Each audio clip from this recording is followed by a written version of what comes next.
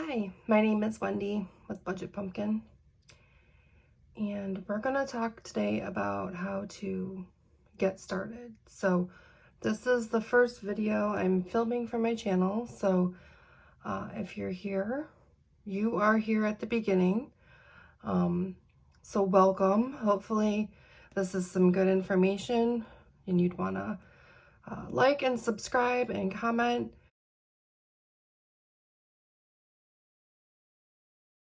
I've been watching so many inspiring people share their stories, and I'm going to share ours. So it's my husband and myself. We are a double income household.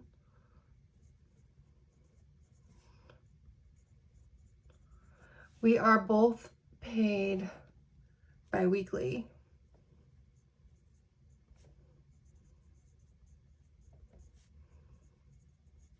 And it happens to be on the same day.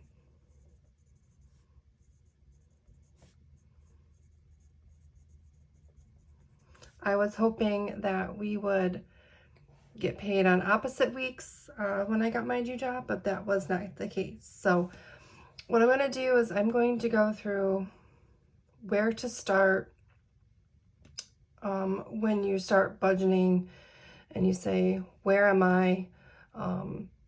How do I even begin this situation? So all you really need is a simple notebook and a pen.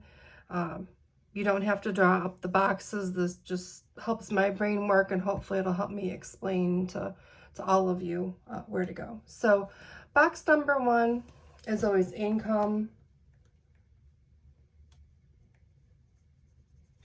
Both of us are paid, like I said, we get paid bi-weekly, so I always allocate 2 checks per month. Check number 1 and check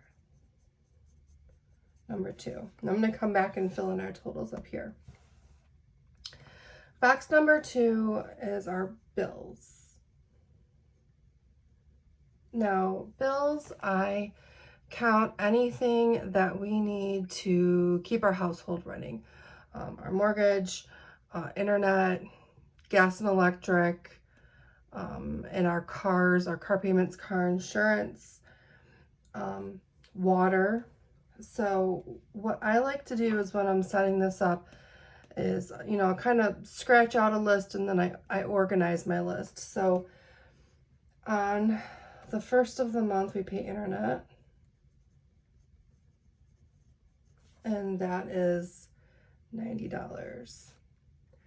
On the 5th of the month, we pay our gas and electric. Where we live, this utility is combined. I know I've lived in places where my gas bill for heating and cooking and whatever, it was separate from my electric bill, but here they are combined. And also the dates that I'm writing down here are not the dates that the bill is due. They are the dates that I have my auto pay go out of my bank account, and I always have that between 2 and 4 days before the bill's actually due, so I don't get a late payment. On the 10th, we pay the water, and that's $40 a month. On the 11th, we pay our cell phone.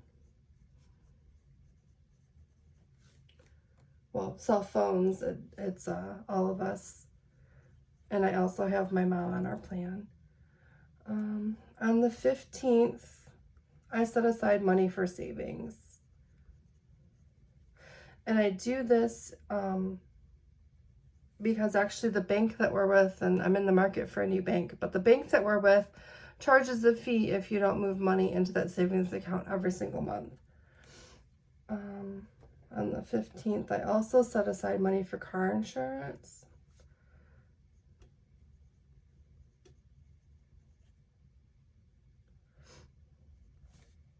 And that's $300. Now I do pay the car insurance twice a year.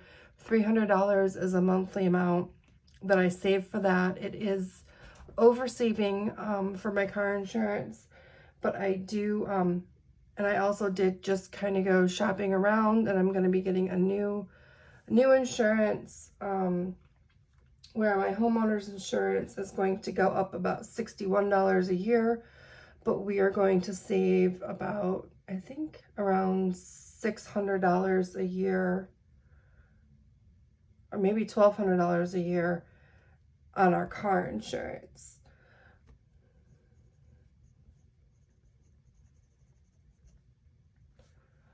And our car payment is $300.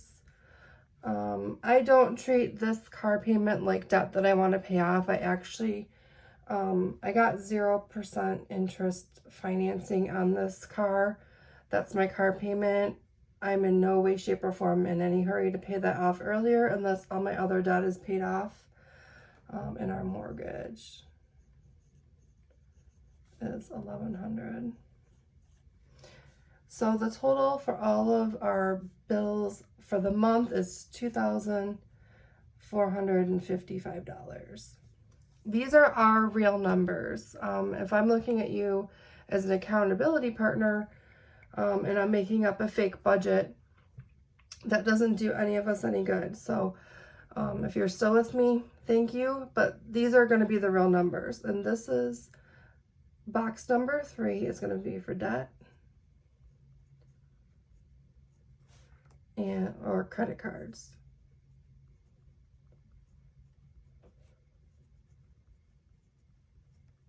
So right now we have 4 different kinds of debt. We talked about our car payment. I'm now and it's 0%. I have, I think, 26 payments left on it. I'm not going to pay that off early. I don't, I'm using the credit card company or the finance company's money, not mine. Our second kind of debt is our mortgage. This is the last kind of debt that I'm going to pay off. We were fortunate enough to be able to buy our home during the last downturn in the economy. So we not only got a good deal on our house, but we got a good interest rate. And it's lower than the interest rate in any other debt that we have. Our third kind of debt is student loans. So my husband went to nursing school and he's graduated. They're deferring student loans. They are possibly forgiving some money on the student loans. And he also has to go back to school. He has his RN and he has to do an RN to BSN program. So while he's doing the RN to BSN program, all of our loans are going to be in deferment. So that's going to give us time to focus on our fourth kind of debt, which is consumer debt or credit card debt. I'm going to do a separate video on debt because it's just as extensive, but in order to do our monthly budget, we do need to write in a couple, a number here, and that is $1,900. These are the minimum payments, and I rounded them up, to the next like $5 or $10, or maybe even 20. But this is the minimum payment on our debt that we have to pay each month. There's a lot of reasons for this that I'll go over in the other video, but one of them was just kind of being dumb with our money, and running our cards and not thinking about it. We also had a time when I was unemployed recently, and then when my husband was in his last semester of nursing school, he was not working a lot. So we do have debt just from living expenses. So we kind of planned to have this happen a little bit, but our debt is a little bit bigger than what we would like, a lot bigger than what we would like. And so right here, I'm going to write this number in. So this is what we owe on our consumer debt, almost $51,000. So this is why we're focusing on this debt first, as opposed to our other 3 kinds of debt. And like I said, this is going to be a whole other video where I will actually come back and I will fill this all in. And if you have problems with debt, and it was just things like we were done with our money and we had to live on credit cards because we had some life situations happen. And I know that there's other people out here who are also in this situation. So if you're in this situation, you know, we're going to work on this together, and I'm going to show you what we do. Okay. But we are in this together. So we're going to get this paid off. Number 4 box here, I call subscriptions.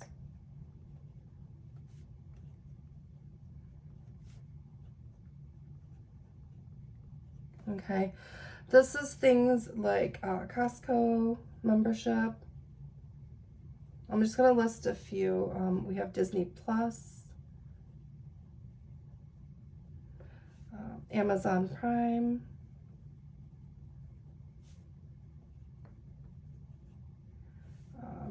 we both have Spotify, and then I'm going to write this here, our etc. Okay, so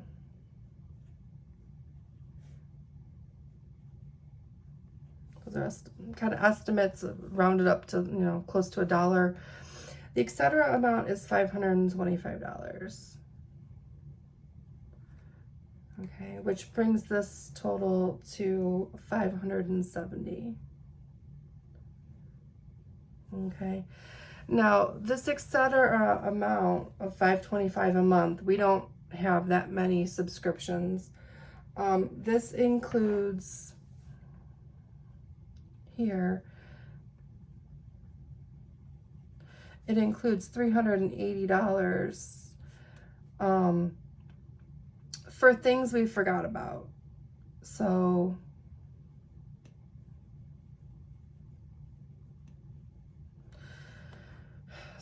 a lot of subscriptions we pay on a yearly basis. So since I'm just starting our budget, if I've only saved for Disney Plus for 2 months and have $26 set aside, and then our yearly subscription comes due for way more than that, we're going to have to take some money out of this "oh, I forgot about it" fund. This also is going to be shared with our next category, which are sinking funds.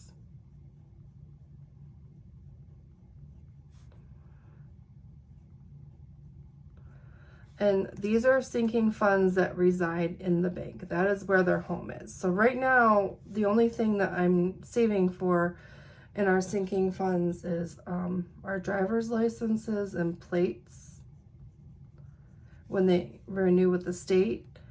And I'm saving $30 a month. So sinking funds could be things that don't happen often, like your license plate renewals. You could be sinking funds for medical expenses, for your dogs or cats or pets. Anything that you know is going to come due. It's not necessarily a subscription that you pay every month or year for, but it's something that I know something's going to happen. Maybe it could be a car repair fund, something you just want to set aside some money for. A lot of people use this category where they, if your car insurance deductible is $500, they'll save in here until they get $500, and then if they were to have an accident, they have their deductible covered, and then they can go from there.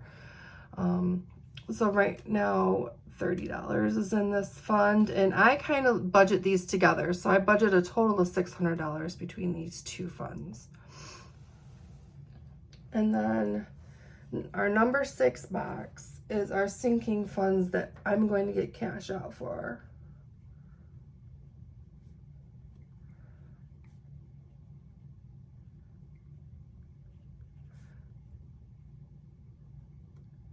So for a $1 there. So these are things that tend to be my biggest budget busters, or that you'd want to put your biggest budget busters here. So gas, groceries, and then I have cash for hubby and cash for wifey. When we stuff our envelopes, he has things in his envelopes like to go to the barber, to get a massage, to cigars, any kind of eating out kind of money. if he needs to eat out, like when he's at work. And then he has a little miscellaneous fund. The things in my envelopes, I have, well, we both actually have gas, but gas, I carry groceries with me because I'm the one who pretty much does our meal planning and plans our groceries. So I carry the grocery money with me. I have an envelope for self-care, which is like hair, nails, mani-pedi, massages, anything like that. I have a Target fund, which is kind of like my little miscellaneous. I have my Starbucks fund, which is pretty much just any coffee. I budget to get Starbucks on payday. That's my little reward. And then I have an eating out fund as well. So, and we can kind of go over all the different ways that we develop our envelopes. I will be doing cash stuffing videos. Now the important thing though is this is more complicated because we get paid every 2 weeks. And our weekly people might actually run into this problem as well. There's an extra month. So basically, when you get paid monthly, you get paid once a month. It's easy to say, I want to do this. But if there's things that you want to pull out and you want to have weekly cash for, there's 13 weeks of months in a year, right? So if you're a weekly paid employee, you're going to have 4 months of the year where you actually get 5 paychecks instead of 4. And if you're a bi-weekly paid employee like we are, there's going to be 2 months a year. Some people call them magic months or special months, where you get 3 paychecks instead of 2. So in order, what I do is I budget 2 checks per pay period, 2 checks per month. Sorry, 2 checks per month. So at the end of the year, after I've had both of my magic months, I will actually be a month ahead in my bills. And a lot of people talk about being a month ahead. It's very important. It makes budgeting easier if you already have a month's worth of money in the bank, and it's almost like a little bit of a forced savings account. So on these expenses where I'm going to put down our bi-weekly amount, $200 for gas because we spend $100 a week. Groceries, we do $200. And then every 2 weeks, he gets $110 and I get $95 for spending. So every 2 weeks, every paycheck, this is $605. Now, when we look at our monthly budget and what we spend in an actual month, if we were to look at this and multiply it by 2 and say we spend, it'd be $1,210 in a month, we wouldn't actually be setting enough money aside to cover weekly paid things. So if we look at this $605 that we're paid bi-weekly, and if you're paid bi-weekly, you have 26 paychecks in a year. Okay, so $605 out of our checks every 2 weeks. There's 26 bi-weekly paychecks. That gives us $15,730. So this is what we would actually spend in a year, $15,730, by budgeting this bi-weekly. If we just say we're spending, $1,210, this doesn't make sense. If we say we're spending $605 a month times, $605 every 2 weeks times 2 checks per month, that's $1,210. I don't know if you can see that. $1,210, right?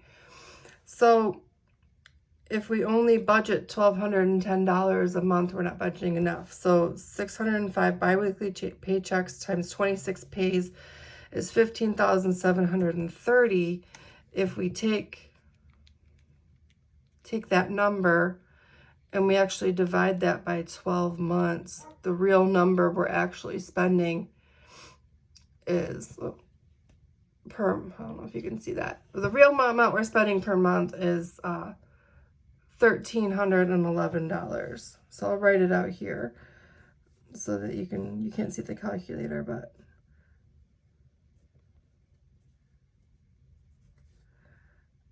we're going to divide that by 12 months. And that equals 1,311. So the real cost on this is 1,311 that we need to set aside so that we can get a month ahead.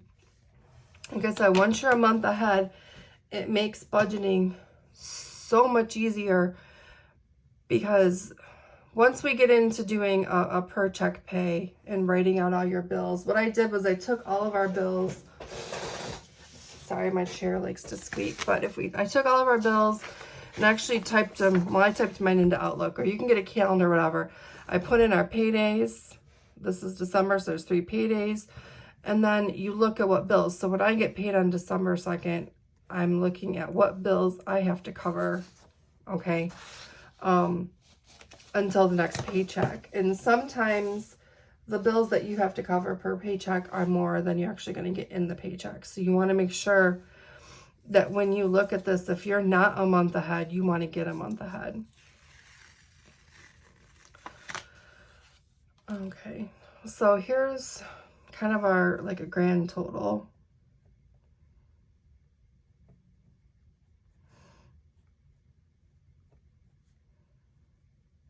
So this is just looking at monthly income and expenses. If we were budgeting on a monthly basis, what we have coming in, what we have going out, do we have a positive, which is what you want, you have a little bit more, or do we have a negative? And if we have a negative, how short are we? Can we cut some of these expenses, or do we have to maybe get a side hustle and bring in some extra money, pick up some overtime, anything like that?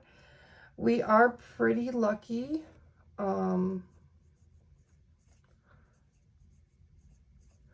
We bring in right around $3,200 every 2 weeks as a couple. So this is both of our income combined. So this is $6,400 from our 2 paychecks each month, or that I'm budgeting towards each month. Again, I'm not counting the magic months where we get 3 checks. That's going to help us get 1 month ahead, because what happens is once you get 1 month ahead, it improves what we call cash flow. And so I'm going to do another video on cash flow. So if we look at our grand total, we have $6,400 in income minus our bills. And I apologize if you can hear my dog. The vet says he has like doggy dementia, and he just kind of randomly barks at things. $1,900 in bills minus $570 for subscriptions minus $30 for the sinking funds.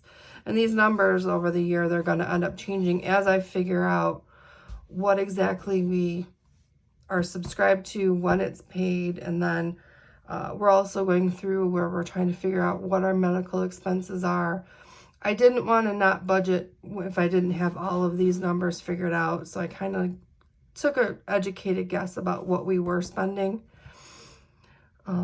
just to get us started. So this will end up getting adjusted here if we keep watching. And then 1311. So if you take this and you subtract out all of your expenses, so these are my real numbers, we have a surplus of $134 per month. So that is good. We have extra. It's not a ton extra, but if something happened, we could probably pick up a little bit overtime if we had a short check. We could do our cash flow. So on a monthly basis, budgeting 2 paychecks, well, 2 pay dates, it'd be 4 checks from both of us, but 2 paychecks per month. With our standard expenses, we're ahead $134. I feel that's really actually very fortunate. I know there's people that aren't in this situation. There's a lot of people who come around who have a negative number here. And again, that's where you need to look at it. Okay, do we cut Disney Plus or do we cut our Spotify? You know, what are the little things that we can do to get everything under control? Our biggest budget busters is a couple. Were groceries and also eating out. And what we would do is we would buy our groceries, and I would totally overspend on our groceries. And then we would be too tired to cook, and then we would go out to eat. And then our groceries would go bad in our refrigerator. So these funds here are actually the money that I take out for us on a bi-weekly basis. And then I have an envelope. We each have a binder, and we each have a set of envelopes that we carry with us. So this is our budget. We will be doing some more videos as far as, like, you know, debt. And then cash flow. Cash flow is very important, because if all your bills come at a certain time of the month and you don't have enough money out of that paycheck, then you're getting behind. Or, you know, for your second check, or maybe you're not paying something, then maybe you're getting a late fee and you're spending money that you don't need to spend. So that's why most people get a month ahead, because then you don't really have to worry about the cash flow. But you can manage your budget a lot better. So this is it. This is our snapshot. These are our real numbers and things that we spend every day, you know, every month. We'll bring this up here.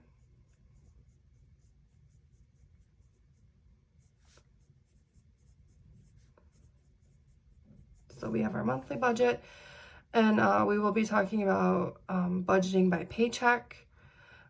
Because these are numbers that we definitely want to make sure that we get it right.